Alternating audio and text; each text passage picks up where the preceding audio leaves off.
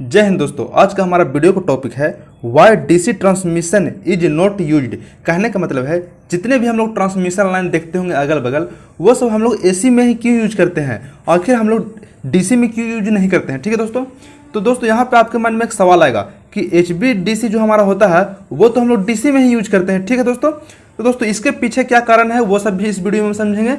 और दोस्तों मैं एक चीज़ यहाँ पे एकदम साफ कर देना चाहता हूँ कि मैं इस वीडियो में जितना भी आपको चीज़ बताने वाला हूँ वो आप ध्यान से सुनिए, क्योंकि हर एक चीज़, हर एक पॉइंट या जो भी मैं बोलूँ वो सारे के सारे इंपॉर्टेंट हैं। क्योंकि किसी भी गवर्नमेंट एग्जाम में आप बैठिएगा तो यहाँ से जितने भी पॉइंट बनते हैं वो सारे कहीं ना कहीं किसी एग्जाम में पूछे जा चुके हैं। ठीक है दोस्तों, तो हर कॉन्सेप्ट यहाँ पे एकदम समझ लीजिए इंपॉर्टेंट है आपके लिए।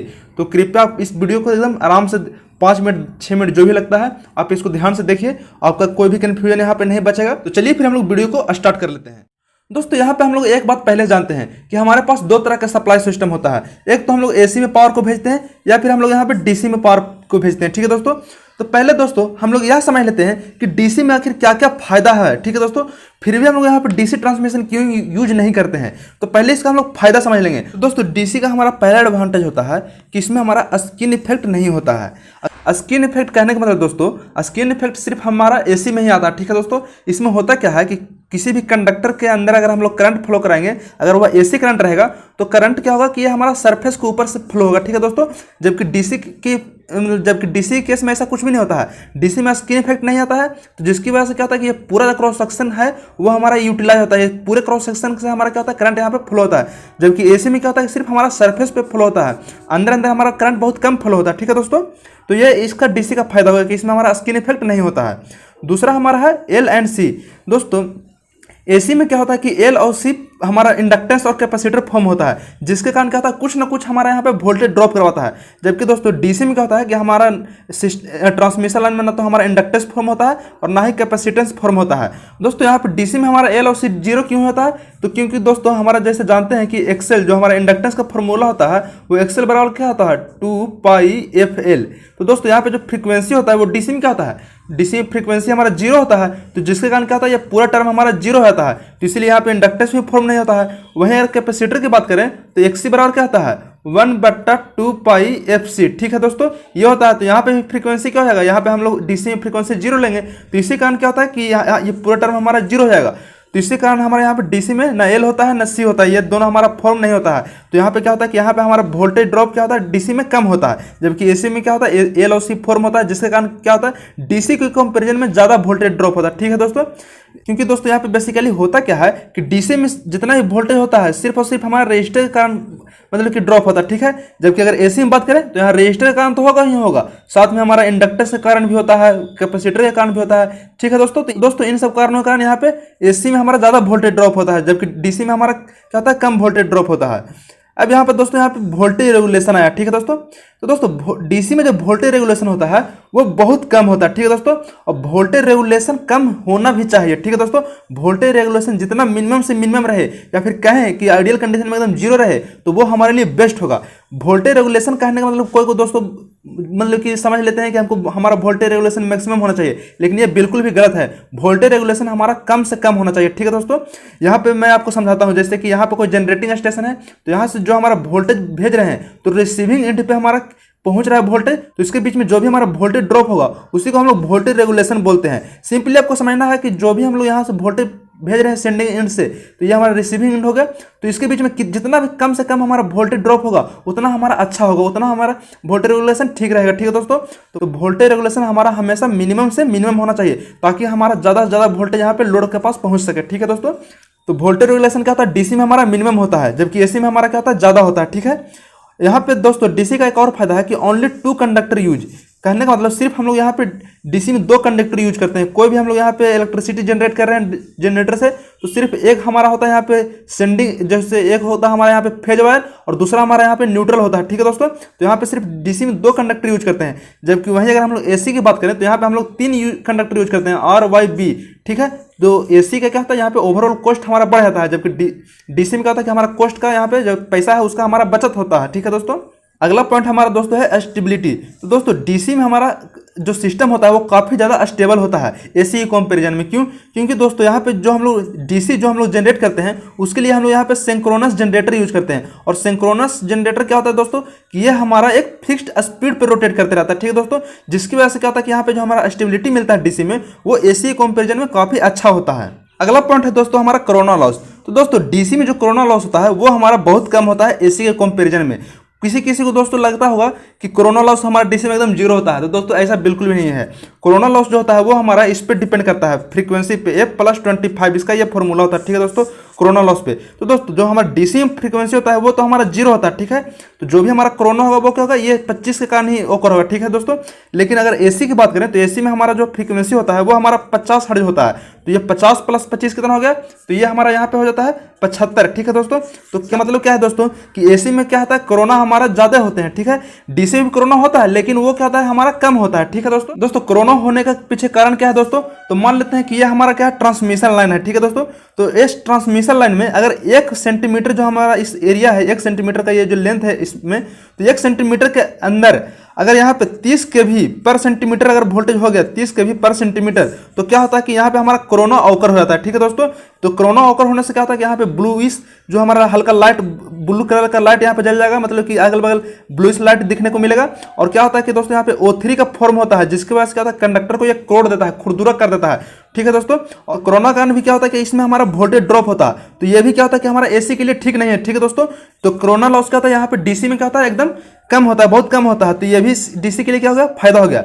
अब दोस्तों यहाँ पे सवाल आता है कि आखिर डीसी में इतना तरह का फायदा है और इसके कंपैरिजन में एसी में ये कुछ भी हमारा फायदा नहीं हो पा रहा है, फिर भी हम लोग एसी को क्यों यूज करते हैं। तो दोस्तों इसके पीछे मेन 2 कारण है। तो दोस्तों पहला जो हमारा कारण है वो है कि हम लोग एसी को इजीली स्टेप या डाउन कर सकते हैं। जैसे कि दोस्तों कोई भी हमारा यहाँ पे जनरेटर है, ठीक है, तो इसमें हमारा क्या होगा कि यहाँ पे हमारा 11 kV वोल्टेज को जनरेट होता है, ठीक है। अब इसको हमको भेजना है दूसरे शहर में, ठीक है दोस्तों। तो यहाँ के बीच में क्या है, ट्रांसमिशन लाइन बिछाया गया है।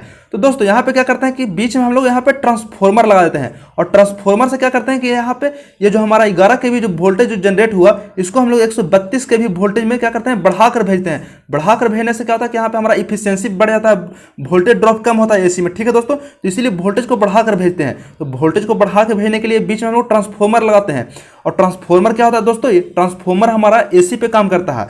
तो दोस्तों एसी में क्या होता है कि हम लोग इजीली स्टेप अप ट्रांसफॉर्मर लगाते हैं, जिसकी वजह से क्या होता है कि वोल्टेज को हम लोग आराम से बढ़ाकर भेज सकते हैं। जबकि वहीं अगर बात करें कि डीसी की, तो डीसी पे क्या होगा दोस्तों, यहाँ पे हम लोग जो भी वोल्टेज 11 kV जनरेट करेंगे वो हम लोग यहाँ पे बढ़ाकर नहीं भेज सकते हैं। क्यों?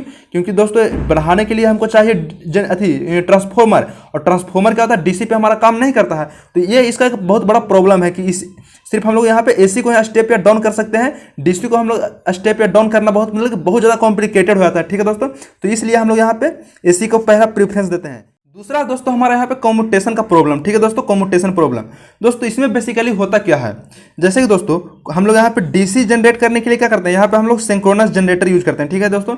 और जैसे हम लोग जानते हैं कि डीसी जो हमारा जनरेटर जो होता है उसके अंदर जो हमारा वोल्टेज जो जनरेट होता है वो हमारा यहाँ पे एसी में जनरेट होता है, ठीक है। तो इस एसी को हमको क्या करना है, यहाँ पे हमको यहाँ पे डीसी बनाकर भेजना है, ठीक है दोस्तों। तो डीसी बनाने के लिए क्या होता है कि यहाँ पे हमारा कम्यूटेटर लगाया जाता है, ठीक है दोस्तों। कम्यूटेटर क्या करता है कि ये एसी को डीसी में रेक्टिफाई करता है, ठीक है दोस्तों। एक तरह से कह सकते हैं ये रेक्टिफायर का काम करता है। यहाँ पे दोस्तों 2 तरह का समझ लिए यहाँ पे जनरेटर में यूज होता है। एक हमारे यहाँ पे स्लिप रिंग होता है, ठीक है दोस्तों, जो गोल गोल होता है, जिसके कारण क्या होता है कि अगर अंदर में हमारा एसी जनरेट होता है तो बाहर ही हमको आउटपुट में एसी ही मिलेगा। लेकिन अगर हम लोग कम्यूटेटर यूज करेंगे तो कम्यूटेटर यूज करने से क्या होता है कि अंदर तो हमारा एसी बन रहा है लेकिन बाहर जो आउटपुट मिलेगा वो हमको डीसी मिलेगा। तो दोस्तों अगर हम डीसी ट्रांसमिशन अगर चाहते हैं तो यहाँ पे क्या होता है, कम्यूटेशन का प्रॉब्लम होता है। क्यों? क्योंकि दोस्तों यहाँ पे क्या होता है कि जब जनरेटर जब चलेगा तो यहाँ पे क्या हो रहा है कि यहाँ पे इसके बीच में जो कम्यूटेटर के बीच में क्या होगा कि यहाँ पे हमारा स्पार्किंग होगा, और स्पार्किंग जब दोस्तों होगा तो क्या होगा कि यहाँ पे काफ़ी ज़्यादा हमारा डैमेज हो सकता है। क्योंकि दोस्तों यहाँ पे वोल्टेज हम जनरेट कर रहे हैं 11 kV पे, और 11 kV का मतलब क्या है दोस्तों, काफ़ी ज़्यादा हमारा यहाँ पे हीट जनरेट करेगा, काफ़ी ज़्यादा यहाँ पे स्पार्किंग होगा। तो कम्यूटेटर यूज करने की वजह से क्या होता है कि यहाँ पे हमारा सिस्टम के लिए अच्छा नहीं रहेगा, ठीक है दोस्तों। ये हमारा मतलब इकोनॉमिकल नहीं रहेगा, ये बार बार हमारा खराब हो जाएगा, बार बार यहाँ पे शॉर्ट हो जाएगा, ठीक है दोस्तों। तो दोस्तों यही हमारा कम्यूटेशन प्रॉब्लम क्रिएट करता है। यहाँ पे हम लोग डीसी को रेक्टिफाई करके बड़े लेवल पे हम लोग भेज नहीं सकते हैं, ठीक है दोस्तों। तो दोस्तों यहाँ पे हम लोगों ने समझ लिया कि एसी में ये दो तरह के हमारे फायदे हो जाते हैं। एसी में हम लोग क्या करते हैं, इजीली स्टेप या डाउन कर सकते हैं, और एसी में क्या होता है कि एसी ट्रांसमिशन में यहाँ पे हमारा कम्यूटेशन का प्रॉब्लम नहीं होता है, जबकि डीसी में क्या होता है कि यहाँ पे हम लोगों को कम्यूटेशन का प्रॉब्लम होता है। पहले इसको हमको डीसी में रेक्टिफाई करना पड़ता है, और रेक्टिफाई करने के लिए क्या करते हैं, यहाँ पे कम्यूटेटर यूज होता है जो कि क्या करता है, स्पार्किंग करता है। ठीक है दोस्तों। अब दोस्तों यहाँ पे सवाल आता है कि फिर हम लोग HVDC कैसे यूज कर लेते हैं। यहाँ पे जब कम्यूटेशन का प्रॉब्लम है, स्टेप अप डाउन का प्रॉब्लम है, तो हम लोग HVDC ट्रांसमिशन लाइन में कैसे यूज कर लेते हैं। इसमें तो हम लोग डीसी भेजते हैं। तो दोस्तों इसके लिए अब हम लोग बात कर लेते हैं। तो दोस्तों सबसे पहले क्या करते हैं कि हम लोग यहाँ पे एक जनरेटर लेते हैं। ठीक है, यहाँ पे हम लोगों ने जनरेटर से क्या किया, इलेक्ट्रिसिटी को जनरेट किया। ठीक है, और दोस्तों यहाँ पे अब हम लोग क्या बोले कि यहाँ पे हम लोग स्लिप रिंग लगाएंगे। ठीक है, स्लिप रिंग क्या करता है, एसी को एसी में ही मतलब कि अति करता है। अंदर अगर एसी में हमारे यहाँ पे वोल्टेज जनरेट होता है तो यहाँ पे हमको आउटपुट भी हमको एसी ही मिलेगा। ठीक है, अब दोस्तों यहाँ पे हमको 11 kV और 11 kV यहाँ पे एसी हमको मिल चुका है। ठीक है, अब दोस्तों यहाँ पे कोई शहर है। ठीक है, यहाँ पे हमको मतलब कि इलेक्ट्रिसिटी लाना है डीसी। ठीक है दोस्तों, तो यहाँ पे आप क्या करेंगे, यहाँ पे हम लोग पहले ट्रांसफॉर्मर लगाएंगे। ठीक है, ये ट्रांसफॉर्मर हमारा स्टेप अप ट्रांसफॉर्मर होगा। ये 132 kV क्या कर देगा, हमको यहाँ पे वोल्टेज को बढ़ा देगा। ठीक है दोस्तों। अब दोस्तों यहाँ पे क्या होगा कि 132 kV तो हमको आउटपुट में मिल गया है, तो यहाँ पे लगाएंगे अब हम लोग रेक्टिफायर। दोस्तों रेक्टिफायर क्या होता है, एक हमारा इलेक्ट्रॉनिक डिवाइस होता है। ठीक है, जो क्या करता है, एसी को डीसी में करता है। ठीक है, तो यहाँ पे हम लोग रेक्टिफायर लगाएंगे, तो ये क्या करेगा, एसी को ये हमारा डीसी में कन्वर्ट कर देगा। ठीक है दोस्तों, और उसके बाद क्या करते हैं कि हम लोग यहाँ पे डीसी को यहाँ पे ट्रांसमिट करते हैं। ठीक है दोस्तों। तो दोस्तों एक चीज़ जान लीजिए कि HVDC जहाँ भी यूज करेंगे तो उसका हमारा क्या हो, डिस्टेंस काफ़ी ज़्यादा होना चाहिए, और उसके लिए डिस्टेंस होना चाहिए कम से कम 550 किलोमीटर से अगर ऊपर अगर यूज कर रहे हैं डिस्टेंस, तभी हम लोग यहाँ पे HVDC यूज करेंगे। अगर इस 550 किलोमीटर के नीचे का अगर यूज कर रहे हैं मतलब लेंथ, तो हम लोग यहाँ पे डीसी यूज नहीं करते हैं, यहाँ पे हम लोग एसी यूज करते हैं। ठीक है दोस्तों, तो 550 किलोमीटर से ज़्यादा के लिए ही HVDC क्यों यूज करते हैं, क्योंकि दोस्तों ये जितना जो हमारा जो प्रोसेस हो रहा है, ये इन सब प्रोसेस में क्या होता है, काफ़ी ज़्यादा हमारा कॉस्ट लग जाता है। तो अगर हम लोग यहाँ पे छोटे लेंथ के लिए अगर हम लोग डीसी यूज करेंगे तो वो हमारा इकोनॉमिकल नहीं होगा। तो इसीलिए अगर हम लोग ज़्यादा डिस्टेंस अगर दूरी भेजना है तो क्या होता है, डीसी में तो हम लोग जानते हैं कि इस तरह का हमारा इतना तरह का सेविंग होता है। तो इसके लिए क्या करते हैं कि अगर ज़्यादा दूर हमको भेजना है तो यहाँ पे हम लोग HVDC यूज करते हैं। हम लोग यहाँ पे डीसी यहाँ पे रेक्टिफायर लगा कर करते हैं। ठीक है दोस्तों, तो HVDC क्या होता है कि हमारा सिर्फ लॉन्ग रेंज के लिए यहाँ मतलब कि फायदा होता है। ठीक है दोस्तों, तो यहाँ पे आप समझ चुके हैं कि किस लिए हम लोग यहाँ पे एसी यूज करते हैं अपने सिस्टम के लिए, और डीसी हमारा कहाँ पे यूज होता है। अब दोस्तों मैं बताता हूँ कि क्या क्या हमारे गवर्नमेंट एग्जाम में क्वेश्चन बन सकते हैं यहाँ पे। तो दोस्तों जैसा कि मैं यहाँ पे बहुत चीज़ बताया हूँ, जितना बताया हूँ सारे के सारे इंपॉर्टेंट है, फिर भी मैं एक बार यहाँ पे रिवाइज करवा देता हूँ। ठीक है दोस्तों, जैसा कि यहाँ पे डायरेक्ट क्वेश्चन आता है कि दोस्तों कि स्किन इफेक्ट क्या होता है, तो हमारे यहाँ पे स्किन इफेक्ट कम होता है, या फिर पूछ देगा कि एसी में स्किन इफेक्ट क्या होता है, तो ज़्यादा होता है। LOC के बारे में पूछ देगा, या फिर सीधा क्वेश्चन आता है कि वोल्टेज रेगुलेशन हमारा क्या होना चाहिए। सिस्टम में हमेशा वोल्टेज रेगुलेशन मिनिमम से मिनिमम होना चाहिए।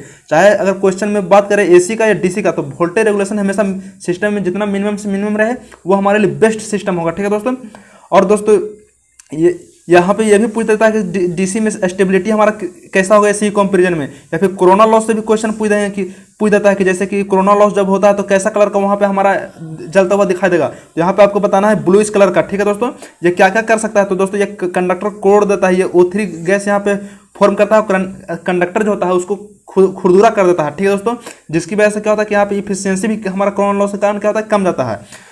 एक सवाल यहाँ पे ये भी बन जाता है कि जो हमारा एसी में जब हमारा कोरोना लॉस होगा तो उसके लिए कितना वोल्टेज चाहिए, तो यहाँ पे 30 kV पर सेंटीमीटर चाहिए, तब हमारा क्या होगा, कोरोना यहाँ पे फॉर्म हो जाएगा। ठीक है दोस्तों, ये सब सवाल है, मैंने जितना यहाँ पे चीज़ बताए हैं वो सारे के सारे इंपॉर्टेंट है। ठीक है दोस्तों, यहाँ पे स्टेप अप स्टेप डाउन का प्रॉब्लम है और कम्यूटेशन प्रॉब्लम हो, ये सारे के सारे इंपॉर्टेंट है। तो दोस्तों इस वीडियो में मुझे लगता है कि अब कुछ नहीं बचा है।